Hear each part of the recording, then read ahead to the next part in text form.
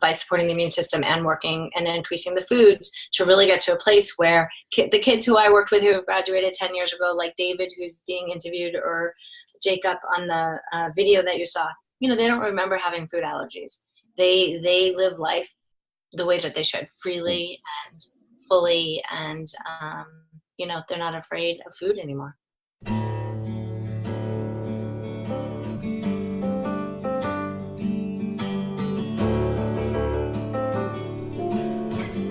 Welcome to the Kids Eating Broccoli podcast, where we believe that raising healthy kids shouldn't be complicated.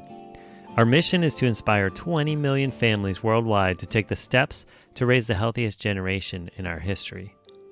We'll interview some of the world's leading experts in nutrition, human potential, and children's health, as well as extraordinary chefs and foodies to gain insight into simple, fun, and creative ways to introduce natural health into homes across this planet.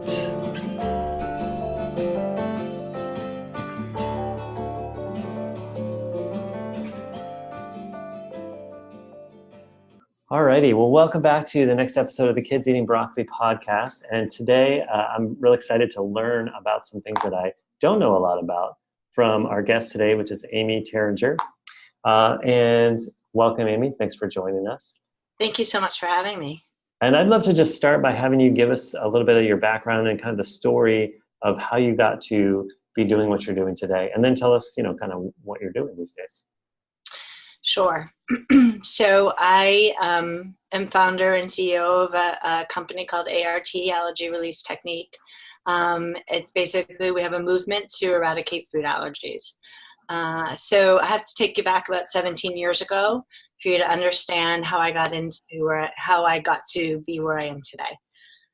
So 17 years ago, I was cooking dinner one night for my 3 kids, who were at the time 13, 11, and 7. And my 13-year-old Matt came into the kitchen, says, "Mom, I'm hungry," and grabbed a handful of cashews and threw them in his mouth. And I turned to him and I was like, "Hey, dude, give me a few minutes. Dinner's going to be ready. Go to your room. I'll get you when it's done." So he came in a few minutes later, like a little bit nervous, complaining his throat was itchy. "Something's wrong with my throat. My throat's really itchy. Something's happening." It's like, "Okay, you could don't get excited. Like, it's okay." Gave him some Benadryl, told him that he'd be fine, and that, dinner's going to be plated any minute and we'd be fine. We'd sit down and have some dinner. And I was literally plating dinner and felt some energy in the room and kind of whipped around, and there Matt was hanging on the entranceway to the kitchen, and something was spewing from his nose and his mouth, and I had no idea what was going on. I could barely hear him speak, and I grabbed him and basically jumped in the car and drove him to the closest hospital, which was about 10 minutes away. And when I'm driving to the hospital, so this is 17 years ago, anaphylactic allergies weren't what they are today.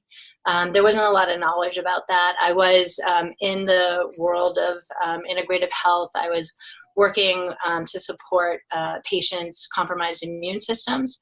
But in doing that kind of work with lactose intolerance and oral allergy stuff, we basically stayed away from anyone who was anaphylactic. And I'm driving in my car looking at my kid who's having some serious issues, thinking, "Oh my God, this is what anaphylactic allergy looks like." And I got to Newton Wellesley and I ran into the hospital screaming, "My kid's anaphylactic off of cashews." And he basically had no oxygen intake. They threw him into a hospital room and shot him up with epinephrine, and the inflammation traveled into his lungs. We were in the hospital for 3 days. The doctors were shocked that he had never had a food allergy and a response in his life. He had had some asthma and environmental allergies, but never had a reaction to food. So when I was there, they told me to go get him tested for food. And we went and we got a panel of peanuts and tree nuts, and everything had come out negative. And I knew that he had ingested those cashews, and within 20 minutes he wasn't breathing. And looked at the doctor and said, "I don't get it." And she said, "These tests are 50% accurate. What is true is that Matt, your son had a very serious anaphylactic reaction to tree nuts, that you need to take this prescription for EpiPens and he needs to carry it with him at all times, because what happens is the next time he has exposure, he's probably not going to make it. It's going to be that much stronger. And, so he has to carry these EpiPens with him at all times. So we kind of left her office in a little bit of a shock, thinking, my kid's in middle school. How am I going to keep him safe? Like he's, playing soccer after school, going to movies and parties, and he's with friends and food's everywhere. And I don't get it. And so basically I realized really quickly that there was nothing out there in the medical world, and that I was going to start looking in this world that I had been working in, which was integrative health, to see what was out there, a more holistic approach. And as I began to learn different techniques and modalities that claim to help kids with food allergies or severe food allergies, I realized that nothing really could stand on its own. And I started adapting the relevant pieces and created A.R.T.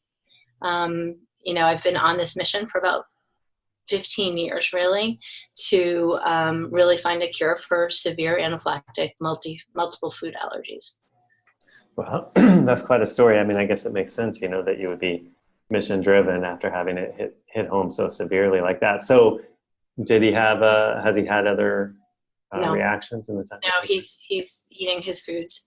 He's eating his nuts. He's doing just Great, yes. great. And I've worked with over 450 kids and cured them of serious anaphylactic food allergies. Yeah. Well, that's quite a thing too, to consider. I mean, I was, like I mentioned to you in our pre-chat just for a minute there, that I was looking at your website, and there's a pretty cool short video on there, with some of the people who've had the results. And, in this day and age, to use the term curing people, that's like, can be considered dangerous territory. Everybody's worrying about, like, do you say cure? And so, I mean, you must feel pretty confident that this is something that's completely resolved when people, go through your process. As long as they follow the protocol and really integrate the foods, the kids. So if you compare what I do, what A.R.T does, to what the standard of care is right now, which is OIT, the kids, so I think in OIT there's a dropout rate that's very high, and there's a repeat rate that's about 75% of repeat reactions. And the kids that I work with and the kids that I have followed, if they integrate the foods and they're really eating them, and they behave like they never had a food allergy, and that's pretty much unheard of in this industry. And it's all about really integrating the foods and believing that you're okay. You can eat anything you want. Yeah. It's getting your head around it. I support the immune system. I calm their anxiety response, and we introduce the food. Yeah. But I'm working, from the ground up, and I'm really looking at their overloaded immune system and emptying their bucket and basically pushing a reset button on their immune system so that it functions the way it's meant to. Right. Yeah. I want to get into some of the even more specific about how it works, but I'd love to just get your input on a couple things. Since you've been working in this field for so long, before we dive into kind of specifics. And that is, what do you think, from your perspective, why the increase? We're all aware, how much more increase, when I was a kid, or when you were a kid, there were, I don't know about you, but everybody I run into as an adult, there weren't any kids who were going to die if they ate a peanut. What do you think that is the reason for that? I don't know. I think that there's not one thing that you can point at for that. I think that, there's some sort of predisposition or constitution that a kid comes into the world with. There's a familial component to it as well. But if you look at what we've done to our foods over the last, let's say 50 years or 20 years even, as far as, the antibiotics and the hormones and the chemicals like Roundup in our, in our wheat and our corn, genetically modified foods. I think it's just a perfect storm of the chemicals in our environment, the way we vaccinate our kids. I'm not anti-vaccination at all, but I think the increase in vaccines in the last 20 years has been crazy. I think there's something like 55 before the age of 5. Genetically modifying the food. I know that there's something that coincides with, in the mid 90s, I think the food allergies jumped, and it was for peanuts and soy. And those are the foods that, we genetically modify or started modifying back then. Mm-hmm. So I think it's just a combination. What happens is the immune system gets caught in this overreactive state.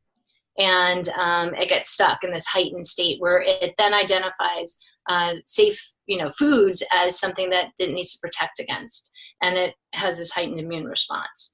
And so it's about supporting the immune system and emptying that bucket and resetting it so that it works the way it's meant to work. We also shift the microbiome in the gut through using probiotics and alkalining agents. So we're working, energetically and physically on the body to reset it. And so I think it's the only process that really looks at that piece, that component. I think a doctor would agree and say, yes, the immune system's overreactive, but they don't know what to do with it. Mm-hmm. They use suppressants in some of the oral allergy, programs, and if there's side effects, and as soon as the immune suppressant it stops, then the allergies come back more severely. So I'm actually addressing the issue with the immune system from the ground up, really looking at that piece. So when a new person comes to you, do you work primarily with kids or adults as well? Or? I do work primarily with kids because I have a very long wait list. I have about 400 kids waiting to see me. And I only work with the most severe cases. And for the most part, an adult doesn't have that kind of severe multiple anaphylactic history. And so, but I have worked with adults. I've worked with 50-year-olds who had like over 10 anaphylactic reactions to peanuts, and she's eating as much peanuts as she wants today. That's amazing. So tell us, what does it look like when someone comes to you who's new? Like, how do you go about the process of evaluating, kind of figuring out what you're going to do with them? So I have a machine that is based on radio frequencies, and I have written a protocol based on functional health where I'm looking at the systems as a whole to see what systems are stressed, and then very specifically what microorganisms and toxins are attributing to that stress. And I work and create a very basic homeopathic remedy. It's actually a homeopath wouldn't even see it as that because it's based on radio frequencies and not a substance. But I'm working energetically on the body to balance that immune system. And then, as I said, we're doing a very high-end probiotic and an alkalining agent as well. And so it takes me, it's a 90-minute intake process. I evaluate their entire immune system. While I'm supporting the immune system, I'm also looking at some trigger allergens that also attribute to that heightened immune response. And on the very first visit, I always work on mold because there's always overgrowth of candida or mold in the gut, and then a mold sensitivity, and it kind of locks each other in. And so I'm looking at taking that apart first. And working on the other allergens are dust, chemicals, sugars, and additives. And I get those in line with the body as well. There's also a huge mind-body component here. There's a huge piece that has to do with the neuroplasticity in the brain and the way that the brain is trained to see the foods over the years and to really create new pathways in the brain and have a new belief system around these foods. So I'm not saying it's all in the mind, that there is a mind-body connection to this whole piece.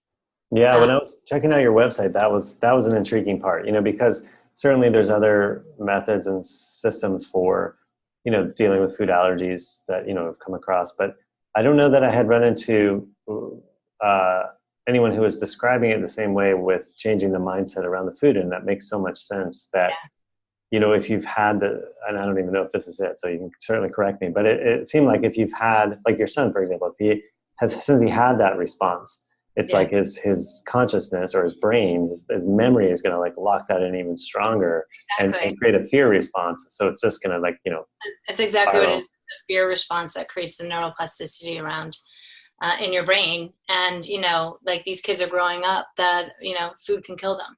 And that's a huge fear response. And it just gets reinforced over and over when they're told they can't have that food. They have to stay away from that food their whole lives.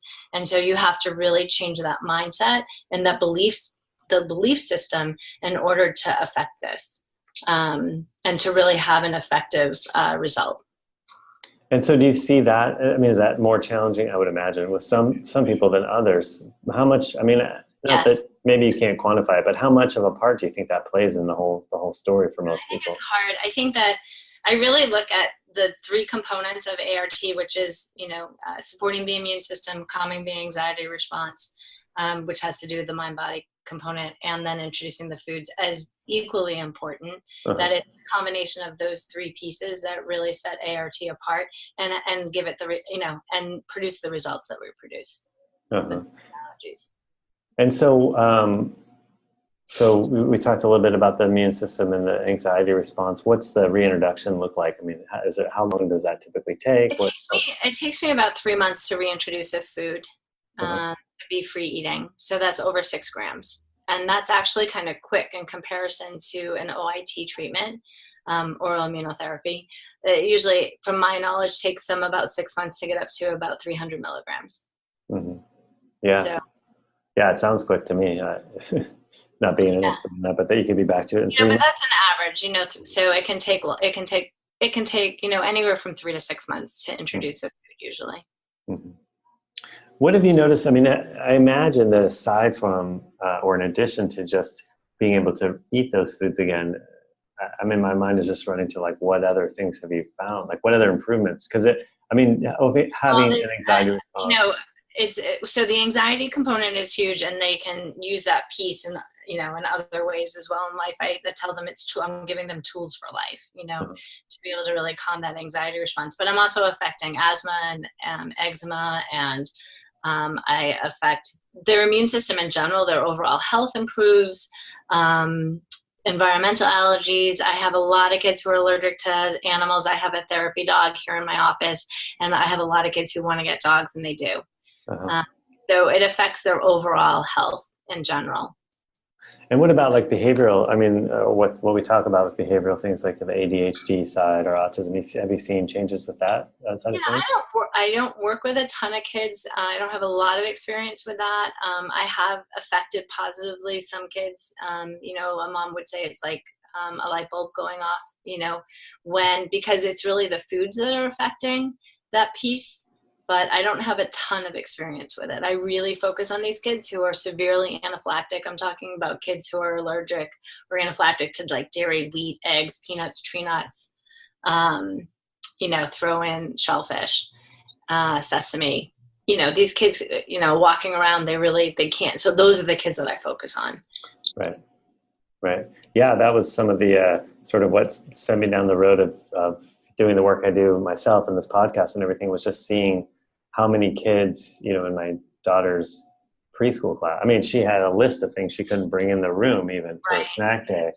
And I can barely remember a kid maybe being allergic to something, but it wasn't like, don't get it near them or they'll die type of thing. So it was nothing like it is today. Yeah, it's quite an amazing thing. And then you mentioned the probiotic and the microbiome aspect, and maybe we can explore that a little bit, because certainly there's a lot of,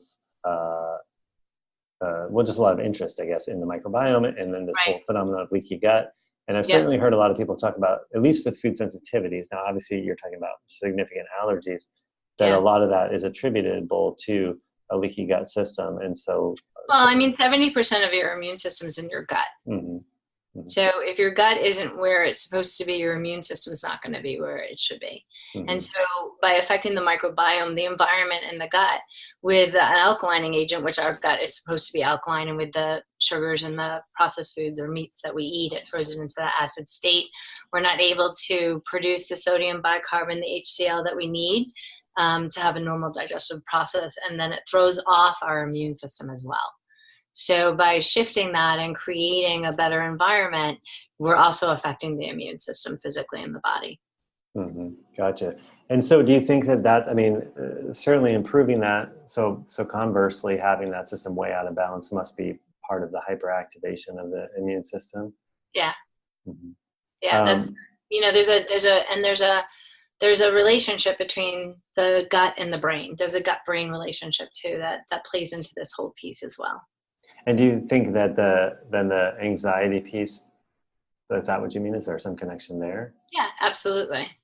Yeah, and the fear-based response and the neuroplasticity. And if you have something that's affecting, the scientists have proven, you put a virus in the gut and the brain can pick up on it. Like there's a huge relationship that gets affected. And by shifting the environment in the gut, it helps that whole mind-body component as well. Gotcha. And so, oh, my mind just blanked on what I was going to say. So, what you mentioned that you kind of developed this ART technique or methodology kind of by like picking some of the best things from some other things you had So studied. I was already working on this with this radio frequency machine and working on the immune system. And I took that component of it, and I had learned other techniques like NAET, neuromodulation technique, cognitive behavioral therapy. Like I had learned a lot of different techniques and was exploring a lot of different modalities because, I wanted to help my son. But, just through my own experience, when I was going through, like looking at these techniques, they didn't really work. Like when it came down to it, they didn't really like work or hold or, have a lasting, so I just started taking, I don't even know how it really came together, but, over the past 15 years, and ART is something that is not a like static place. There's a lot of, I'm always learning and changing and reading and making this process even tighter and better. And so that it can, we can get through the process faster, that people get the mindset piece, have a better understanding of that. Like I'm always learning and shifting the process a bit. So it was just, when I worked with my first client is David Tsai. He's on that video. He's Ming and Polly Tsai's son, Ming, the chef from, who owned Blue Ginger, Blue Dragon. And when I introduced, so I learned from my patients, I put dairy, so I got his body into a place where he should have been able to tolerate the dairy. And I did exposure on his hand, which is what I used to do back then when I first started working. And I put just a very small amount of dairy on his hand. And this kid went from plastic to panic in 60 seconds. He thought something was wrong with his hand, with his face, and he was really going through a trauma response. And I could recognize that because in my own life, I have gone through, trauma response, and I had an understanding, somewhat of an understanding of it, but could identify that that's what was going on for him, and realize that unless I addressed that response, I wasn't going to get anywhere with what I was doing. And, David had an anaphylactic reaction to dairy being spilled on his hand when he was 3. And he was probably, 5 at the time, but went into that immediate response. So, I was able to, okay, so now I have to learn about the brain and how the brain really works around trauma, because I have somewhat of an understanding from my own experience. But, and then I was meeting the right people along the way. I worked very closely with a clinical psychologist who was involved with the study that's been published. I have a pilot study that was published with the Journal of Alternative and Integrative Medicine, right? Yeah, I'm sorry, I'm just and it's a pilot study that's been published, and she actually is one of the is a part of the publication. But she really helped me understand the way that the brain worked with trauma, and we started working on CBT and doing cognitive behavioral therapy around it. And then I've kind of morphed that into more EFT and cognitive behavioral therapy, positive affirmations, and really shifting the mindset and the belief around the foods. So it's kind of like, it's just a process that has just really grown over time, really shifted and kind of morphed into ART over time, just learning from what worked and what didn't work with the kids that I was working with early on. We did a vision board with one of the children who were really very young, and the mom was like, well, what do you, what is your wish? Well, I want mommy to be able to kiss me without breaking out in hives all over my face, or I want to be able to sit with my friends and eat, for lunch. And, this is a kid that had a table adjacent to the allergy table because he had so many allergies, then we created a vision board. And so vision boards are part of our process. So I really kind of early on adapted a lot that was working for these kids individually, or exploring pieces that I needed to kind of figure out. Yeah, that's so interesting. It makes me think of, I'm not sure which book it was in, but in a book from Deepak Chopra, he was talking about a child who had, they call it dissociative identity disorder, but multiple personalities. And one of the personalities was very allergic to orange juice, but the other I ones just read weren't. Yeah, I you just, did. Yeah. yeah. And so like, I mean, that's, you know, when you're talking about the And it's mindset all and about these the things. neuroplasticity in the brain. That's what I was just reading it. Mm-hmm. And woman who works with me is here with me. And I was just like reading it and saying, oh my gosh, you got to read this. Yeah. That multiple personalities, one person was having an alert. One of the personalities didn't respond to the orange juice when they drank Right. it.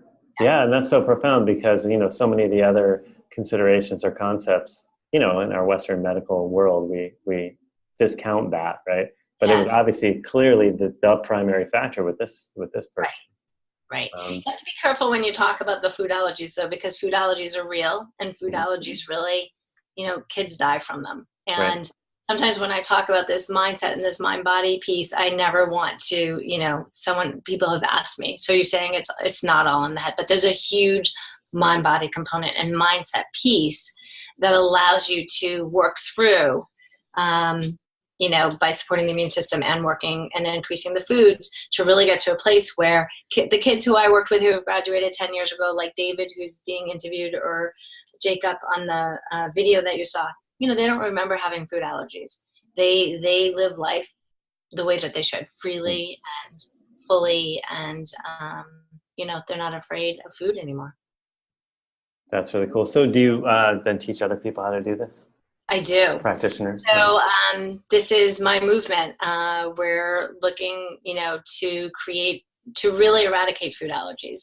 And by doing that, I'm training about 12 people a year, a dozen people a year to become practitioners to really join this movement and this groundbreaking technique to eradicate food allergies. Yeah. And really make a shift. Awesome. And so if somebody happens to be listening who's interested in finding out more about how to train and learn to do this, how do they do that? They would go to the website and hit the training tab, and it tells you about the training program that's going to start in October of 2019, and it's a 10-month program. And there's also continuing ed after the program that you have to do, and you're supported to be a practitioner. And is it a satellite? I mean, do people come to you in person, or they do it online? Live weekends a year, and then there's some Zoom sessions in between where we do group calls and one-on-one trainings. If you're here in the Boston area where I live, then you can come in person and do those. And if you're not, then we do it via technology. Gotcha. And then, you know, far more of the people listening are likely parents who may, you know, have children who are suffering from allergies. You just said you have 400 people on your waiting list. So I do. I imagine getting to you might be challenging. So I do have other practitioners. I have about 20 plus practitioners right now, and they're also on the website. Okay. So unless you've had a severe anaphylactic reaction and been hospitalized, you can't get on my wait list. But we have other practitioners in the area and in different areas of the country.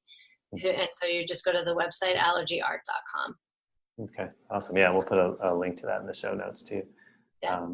Yeah, well, this is fascinating. I think it's really cool what you're up to in terms of, I mean, it's pretty profound to bring all these pieces together with the immune modulation, the microbiome in the gut, and then also the anxiety and mindset piece. I mean, it makes sense that you would have to address all three, probably somewhat to varying degrees with each person. Right. But yeah, I mean, it's funny because I hear what you're saying about, you know, you don't want to say it's all in their head. And I get that, you know, from sort of like the general perspective. It's like, to me, I'm sort of backwards in that. Like when I see that piece, I'm like, oh, that makes it kind of more like legitimate in a way. Not legitimate, but, you know, like that's such a powerful It is aspect. a powerful piece. It's just there's some people that have this misunderstanding. And, you know, like I said, food allergies are real, and kids, you know, it's like a movement that we're putting out there that it's really my mission. And I've been doing this for 15 years. And, you know, I have 15 years to manifest this and to really eradicate food allergies. Yeah. Well, awesome. Yeah. Well, thanks so much for taking a bit of your time today to share with us about what you're up to and about, you know, really giving people some hope that there's an answer for this. And so I definitely hope, you know, those of you listening will seek somebody out who has been trained in this method so you can really help your children, you know, live a life that isn't hindered so significantly by having to be so careful, and the parents being so worried, and you know, I mean, it just changes their life so much. That's something for the kids and the families. Yeah, that's something I definitely got from the video, which is on the website too. So I'll put the link, like I said, in the show notes, and you guys can check that out. So it's allergyart.com. Yes. In case you're listening, yeah. So just how it sounds, like it's spelled, allergyart.com. And you can find out about Amy there. You can find out about training and so on and so forth. Well, all right. Well, you have a lovely rest of your day, and I appreciate you so much for being part of the Kids Eating Broccoli podcast. Thank you. Thank you for having me. Hey, thanks for joining us for this episode of the Kids Eating Broccoli podcast. If you enjoyed this episode and gained some value out of it or some interest, please go to wherever you listen to podcasts, whether it's iTunes, Stitcher, Spotify. Go to them all, actually. Leave us a review, leave us a comment, leave us a rating. That way we can know what episodes you like, what information you're enjoying being presented, and it really helps other people like you, other parents, other people seeking different health options, to find those options and be able to learn from the great experts we interview on our podcast, like with today's episode. So this podcast was brought to you by CBD oil and products from HempWorks. HempWorks is a company that I stand behind. I have partnered with them for CBD products now. And the reasons are that they derive their CBD from U.S. grown organic hemp. They use CO2 extraction methods, so it's free of contaminants and heavy metals and solvents, and every batch is third-party independently tested. You can find that by going to the link, which is drellisorcbd.com, DRELLISORCBD.com. Thanks. See you next time.